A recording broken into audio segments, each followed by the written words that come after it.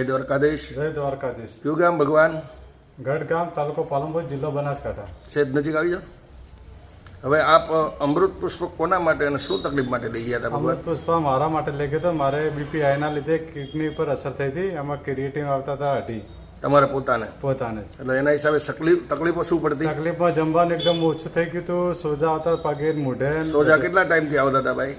એ 2-3 મહિનાથી વધારે આવતા હતા. કેવા સોજા ચડી જાય તો બે હાથમાં આ પીડા 3 કોઈના ભોગવી. હા. ત્યાર પછી તમે અમૃત પુષ્પની કેટલી બોટલનું સેવન કર્યું? 4 બોટલનું સેવન કર્યું. બરાબર. એમાં એક જ બોટલમાં પહેલા સોજા તો બંધ થઈ ગયા હતા. આ સોજા જે ચડી જતા હતા પછી જે જમવાનું ચાલતું જમવાનું ફૂલ ચાલુ થઈ ગયું. એટલે એ પહેલી બોટલથી ક્લિયર. પછી ત્યાર પછી તમે 4 બોટલનો પ્રયોગ કર્યો. તો તમારી દ્રષ્ટિએ અમૃત પુષ્પના કોર્સથી તમને કેટલું રિઝલ્ટ કહી શકાય? 100% રાહત છે. ભગવાનની ખૂબ કૃપા. અત્યારે તમે બસમાં આવ્યા છો, ઓલી વખતે ગાડી બાંધીને આવ્યા હતા. બરાબર. તો તમારો ફોન નંબર જણાવો ભગવાન. 95 646 69 45. હજી એકવાર ધીમેથી બોલી જાઓ. 95 646 69 45. અને શરૂઆતમાં તો નબળાઈ પણ હશે ને? અમૃત પુષ્પ શરૂ કર્યું એ પહેલા હા, થોડી નબળાઈ જેવું હતું. એ બધું ક્લિયર થઈ ગયું ભગવાનની કૃપા.